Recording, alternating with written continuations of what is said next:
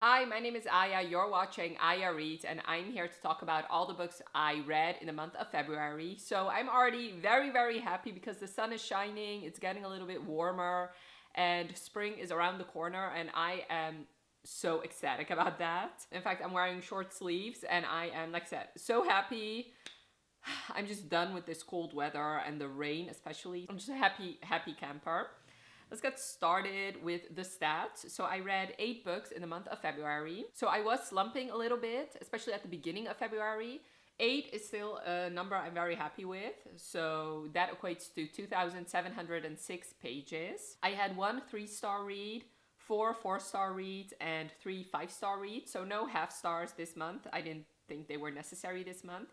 Which equates to an average rating of 4.3 stars. So I did have a good month, like rating wise. I read 7 adult books and 1 young adult book. I read 1 sci-fi, 1 fantasy, and 6 romances. And of those 6 romances, I read 3 contemporary romances, 1 sports romance, 1 fantasy romance, and 1 paranormal romance. I read 4 novels, 2 novellas, 1 graphic novel, and 1 manga. As far as my goals are concerned, with my series goal, I started 2 series, but one of which I got caught up with immediately because it was only 1 book. I got caught up on 1 series and I DNF'd 3, which means that I had 3 less series than what I started with. Okay, so that means I have 56 open series, and last month it was 58. So that means the progress is actually 2, and that is because I added 1 series because of Kayla Gross's new series, what's that book called? Yeah, Trick Shot. I read that book last year and I didn't think it was a series until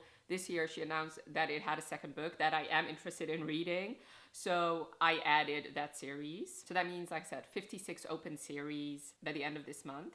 As far as my goal of reading all the books/series that have been recommended over 150 times on my book recommendations form, I added 1.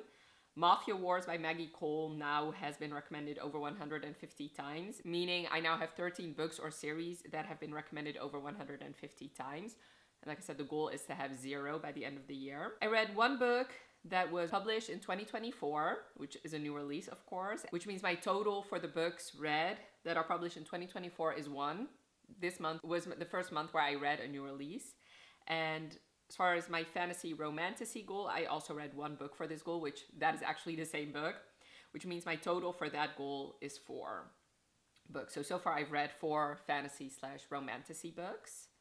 Moving on to the reviews. So I didn't do a mid-month wrap-up this month because I didn't read a whole lot at the beginning of the month, so you're seeing all my reviews for every single book I read this month in this video. My only 3-star read was The Fiancée Farce by Alexandria Bellafleur. So this book I read for my vlog, which will be up at the end of March probably, or not, maybe not the end of March. Anyway, in March, of reading the most popular diverse romances published in 2023. This is a book about a female-female relationship, and you follow Tansy and Gemma. Gemma is this model, and she models for book covers, and Tansy's step-cousin is getting married to this guy that she has had a rocky relationship with, and she really doesn't want to spend time with him. So she makes up that she has a girlfriend, and when they ask her who this girlfriend is, she explains that it's her, and she calls her by her name. And then on the wedding day of the step-cousin and the guy that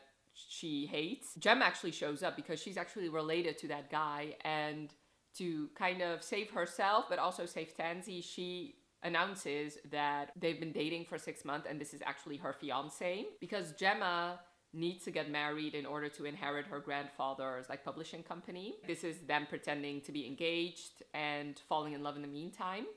I definitely enjoyed this book. I really like Gemma and I really like Tansy separately. I loved that Tansy worked at a bookstore. I always am a sucker for characters that work with books in some way, shape, or form. And of course, she loved reading because of that. And of course, I love this trope. I always love fake dating, fake fiance, marriage of convenience. I eat that shit up any day of the week. There was a secondary love story in here between Gemma's mom and her uncle that I really, really loved. I could have read 100 more pages of that love story. which is kind of one of the reasons why this was a 3 stars, because I was way more invested in the secondary love story than the primary love story, which is a problem, of course. I just didn't really believe in their romance at the end of the day. I didn't really feel the chemistry. Like I said, I did enjoy both characters separately, and while I was reading it, I did feel myself thinking that they were cute together, but at the end of the day, I was not that invested in the love story. And I did think that this book was way too long. This is around 400 pages, and especially like the middle section, like this part, this could have been all cut out. Like, there was not really a whole lot happening. There was not any angst or anything driving the plot forward, which made it pretty boring in the middle. And I truly honestly think that if this book had been 100 pages shorter, or that 100 pages was spent on the secondary love story, I would have loved this book way more. Also, Gemma had a ton of friends that she should have cut out. Like, she should have had like 2 or 3 friends that were very well developed, as opposed to all these random roommates that I didn't know anything about. Like, they were interchangeable in my opinion, which is just like also not what I want. Like, what is the point of them being there when they don't really serve a particular purpose? Like, I was enjoying this book while I was reading it, but it was very easy for me to put down. And I also wasn't really thinking about it when I put it down. I guess I would recommend it if you're looking for a female-female relationship and you really love the like fake dating, fake fiancé type trope. But like I said, I do like those things. Like, I was very interested in reading a female-female relationship. I do love this trope, and I ended up giving it a 3 stars.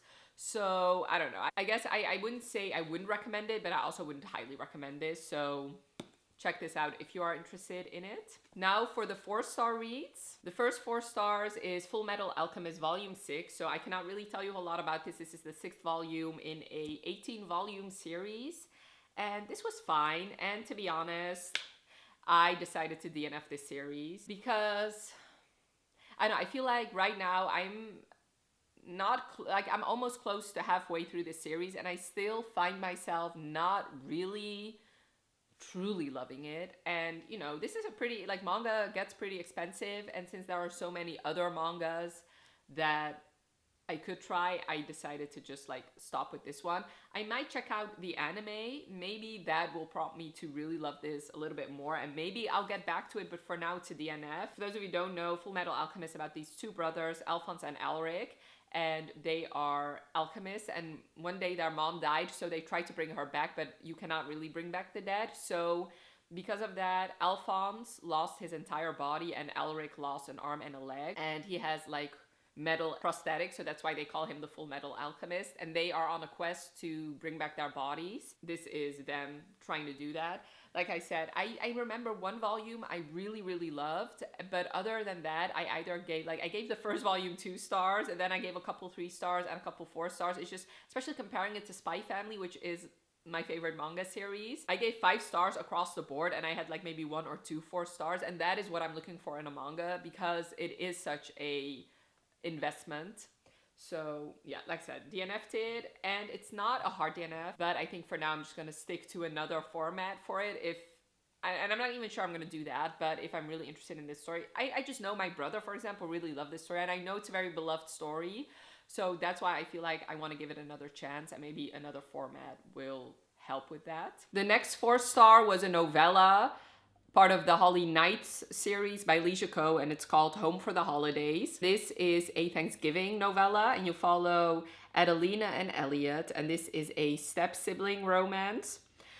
So basically, they knew each other in high school, and they almost were a thing until their parents actually started dating and got married, and they lived together for a year because, like, their parents got married when they were in their final year of high school.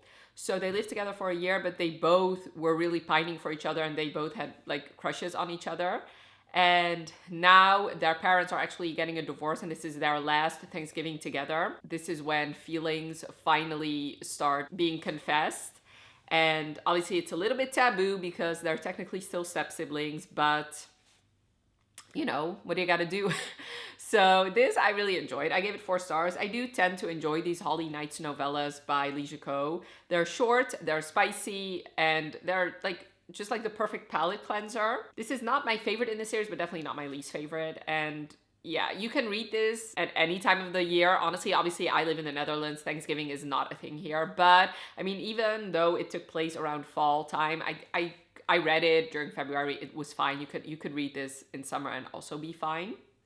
Although there was a snowstorm, so, but I mean, I guess, like, I could have read this any time of year, honestly. Another 4-star read is Sweet Vengeance by Viana Oniomo. This is about this woman who was raped, I believe, a year ago, and now she wants revenge, and her aunt dabbles in the occult, so she learns from her aunt how to summon a demon, and she does, and she ends up falling in love with said demon. This actually takes place in Nigeria, which I didn't know when I picked it up, so that is great. And I really enjoyed this. This is also a novella. It is around 185 pages, and I thoroughly enjoyed myself.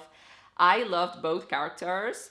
And I also love the fact that even though he's the demon, he actually was the submissive one. She was very much the dominant one, which obviously you wouldn't really guess when picking up a book like this, but I did enjoy that aspect of it. This was short, this was hot, this was sweet as well. One thing that did bother me, and it's a little pet peeve, but it got annoying quite quickly, is how this the female Joy, her like catchphrase was delicious, and she kept saying that in like the weirdest times as well, and it was just annoying, and it did not need to be there. I know it was meant to be her quirk, but it was annoying, and it didn't really feel all that authentic, I guess. But other than that, I did enjoy this book. I would highly recommend it. This is the first book in a series. So far, nothing about a second book has been announced, but I would read a second book in this series. It was very good. And honestly, this was 185 pages, like I said, but I could have read at least 100 more pages of it. I would highly recommend it if you're looking for a short, like paranormal, good time. Definitely pick this one up. And the last 4-star read, and my favorite 4-star read, was The Neighbor Favor by Christina Forrest. So this is technically also a series, although it's not marked that way on Goodreads. The book about her sister actually just came out in February, so I did mark it as a series because I am interested in her sister's book as well.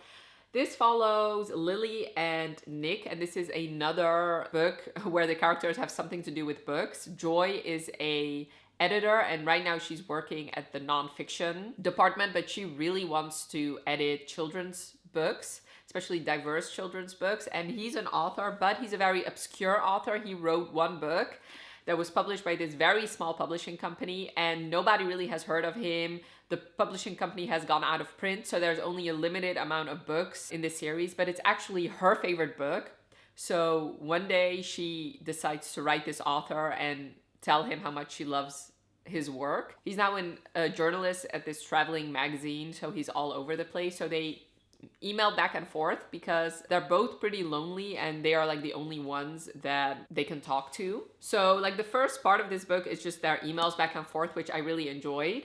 But then one day Nick actually tells her that he's not who she thinks he is, and he stops writing. So she thinks that she's been ghosted, and that it was somebody else and not this author who wrote to her, because at the like after that part, his friend is a agent, and his book has been picked up by a big publisher, actually the publisher that she works for. Yeah, so she's annoyed because obviously she's had this bad relationship with this N.R. Strickland author, and she lives in New York. He ends up moving to New York because of this publishing deal, and lo and behold, they actually become neighbors. He eventually realizes who she is, but she never does, until he obviously tells her. And as neighbors, they're also falling in love with each other. And I really, really enjoyed this book. I really love the fact that sometimes it works and sometimes it doesn't. But in this book, it definitely worked, how both characters had other things going on. Like Nick has like a pretty traumatic past with his parents. His father was a thief and not a good guy, and her mother constantly kept picking his dad's side. So he thinks that he will become like his dad one day, and then she's not really that assertive, not at her job, not with her family. So people constantly keep telling her what to do and keep doing things for her. And obviously she wants to have a career switch as well. So I really liked that aspect of this book. So Nick, like I said, he constantly kept thinking that he was not good enough based on the way his father was, and that got annoying pretty quickly for me. It's obvious that he was nothing like his dad. He had very good friendships and they knew that he was good as well. Like, he could maintain a long-term friendship over a decade, yet he constantly kept saying that he was not going to be good enough for Lily, when his dad proved that he was not just a horrible father and not just a horrible partner. He also proved over and over again that he was a terrible friend, yet Nick proved throughout his life that he was a good friend. So at one point I was like, you know what, get over yourself. You're obviously not like your father. Let it go. I get that it was hard. And I did like the fact that therapy was mentioned here as well, so that was good. But it just made him flaky, and it made him, like, this hot and cold behavior was really annoying. The fact that that constantly kept happening. And this is just a pet peeve of mine, and I know it's a nitpicky thing, but what I usually don't like it in books when other real books get mentioned, especially not interspersed with like fake celebrities, fake other books. Like, either have it all be fake or have it all be real, but just the mix of it is, like I said, pet peeve, and it's nitpicky, but it's still, it takes me out of the story. So that was also kind of annoying for me. But other than that, I did enjoy it. I tend to love books about neighbors, and this obviously has a secret identity trope as well. This was just a good contemporary romance, and I did definitely enjoy my time. And even though this was also almost 400 pages, it definitely did not feel long to me. Not like with the Fiancée Farce. So this had enough going on for it that it justified it being almost 400 pages. Now for the 5-star reads. I had 3 5-star reads, and these are definitely my favorites of the month. The first is Saga Volume 11. So this is, I cannot really tell you a whole lot about it, considering it's the 11th volume. It is, let me see, the 66th issue. So basically, Saga, you follow this couple. They're 2 different species from 2 different sides of the war, and they end up falling in love and having a child, and this child is not supposed to exist. So people, people all over the galaxy are hunting them down, and this is this 11th volume. This is, right now, the story, it's completely different from what I just described it to be. I have been waiting a while for volume 11. For some reason, I couldn't get it in the Netherlands for a while. But this was a solid 11th volume. I did really love like the brother-sister dynamic that goes on in this book between these 2 characters here. And I love this series. I will be reading it until its final volume, which hopefully will not be here for a long, long time. And if you've not read Saga yet, I would highly recommend it, but it is pretty graphic. Like, there are some graphic scenes, not necessarily in this volume, but in previous volumes. So if you're not interested in that, then I would say don't pick it up, but it is popular for a reason, and I really, really love it. My next 5-star read was The Rest of the Story by Tel Bauer. So this is, I believe, his latest novel, and I fell in love with this book. This was heartbreakingly beautiful. I really loved it. So basically, you follow Morgan. This is a hockey romance, so he's a hockey player, and he gets transferred to the worst team in the NHL. It's basically a death sentence for your career. There's only 1 year left on his contract, so he thinks that, well, first of all, he's ready to retire, but then he decides, let's just stick it out for 1 year, and then hopefully he can leave. But when he gets there, an old teammate of his tells him that they actually arranged for him to be there because the reason this team is so bad is because their captain is abusive, and the coach and everybody else on this outlaws team has been turning a blind eye to the abuse. And when Morgan gets there, like immediately, like within 24 hours, he completely rearranges things and he ends up becoming the captain. The co-captain is actually a rookie. He's an older rookie because he did end up finishing a degree at Harvard. So he actually falls in love with Shay, that rookie. And this was just so beautiful. Like, the amount of lines I just read over and over again, it was so beautiful. I really, really loved this love story. I loved Morgan especially. I loved how he was literally touch him and I'll kill you from the very beginning. Like, before there was even something going on, he was so protective, and his love language is definitely acts of service, and he kept doing that, not just for Shay, not just in the romance department, but also for the team. Even though this is a romance, this also definitely very much found family, and it's very much an underdog story, and I really fell in love with this story. What I also really loved about this book is this doesn't really follow the romance 3-act structure of, you know, having the 3rd act breakup at the end.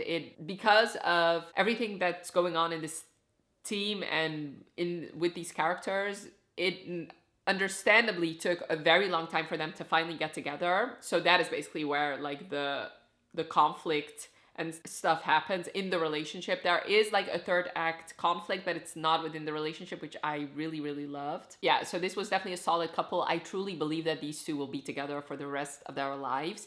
I really love the hockey in here, and you saw a lot more of it because he was the captain, but he was also technically the coach. It wasn't just a team member. He was also responsible for the plays and stuff like that. I really loved watching this broken team heal, and I loved how it wasn't all sunshine and roses at the end of the book. Like, it was a realistic upward trajectory for the team, and I really loved seeing that. I was honestly cheering them on every step of the way. Like, I ended up getting pretty emotional at the end when, especially seeing them win things, like I just wanted the best for this team. The only critique I have of this book is, obviously you see the whole team, so that is like 20 team members, I'm pretty sure. He said in this book, I don't know, I've never watched a hockey game in my life. So a part of me wanted to get to know every single team member because it is a lot about this team and it is about this underdog story. But obviously this is it's a 350-page book. You don't have time to get into every single team member, especially because this is a romance and obviously that is the main focus. So a couple team members are very well fleshed out and then the other ones are just like there. So I guess I wish this book was a little bit longer so that we got more of the rest of the team because I would have loved to read more about them. I do know that there is, he wrote 2 short stories about 2 team members that I'm definitely going to be reading. I haven't read them yet, but I will. This was my first Sal Bauer, and I can definitely see why a lot of people love him so much. I also love the fact that this is obviously own voices. I love reading male-male relationship, and I don't mind if women write them, but obviously I'm going to love reading a male-male romance when it's actually a man writing the story. So yeah, I would highly, highly recommend this. Definitely one of my favorites I read this month. And then last but most certainly not least is House of Flame and Shadow by Sarah J. Maas. So this is the 3rd book in her Crescent City series. And this, okay, so when this came out was a really weird week for me where I wasn't home a lot. So I actually took the day off when this came out, which was on January 30th. And I actually read like half of this book on that day. But then I had to travel to a different city for work, and we had to work pretty long hours, and I was constantly with colleagues. I spent the night at my parents' house, and then that weekend we had like a weekend getaway with colleagues. So I had a lot of social things going on, which meant that I didn't have a whole lot of time to read, which means that I like read half of this in one day, and then the other half, it took me about 2 weeks to read. Not just because of the social things. Also, I got a little bit slumpy, I think because of that. Having said all that, I really love this book. I gave it 5 stars. It was so entertaining to me, this book. And I also really loved where this book left off. Obviously, without spoiling, this definitely finished an arc, which I like. Obviously, I never really love it when a book ends on a cliffhanger. I'm pretty sure we're getting the next ACOTAR book and not the next Crescent City book. So I like the fact that this ended where it did, so that it is fine that we have to wait probably 2 or maybe 3 years for the sequel. I enjoyed it. I know there are some criticisms. I do have to say I've not heard those criticisms yet, but I have seen like thumbnails of people not enjoying this book.